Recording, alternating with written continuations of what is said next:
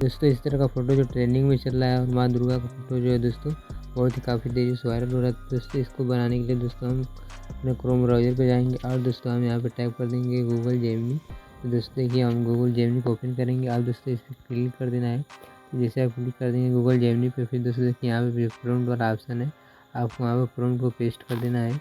तो दोस्तों हम प्रॉम्प्ट को पेस्ट कर देंगे। अब दोस्तों प्लस वाले ऑप्शन पे क्लिक करेंगे। अब दोस्तों अपलोड फाइल पे आ जाएंगे। अब दोस्तों हमें आपको यहाँ से अपना फ़ोटो ले लेना है। तो दोस्तों जैसे देख सकते हैं आप लोग, हम यहाँ से अपना एक फ़ोटो ले लेते हैं। तो हम यहाँ से अपना फ़ोटो को सिलेक्ट कर लेते हैं।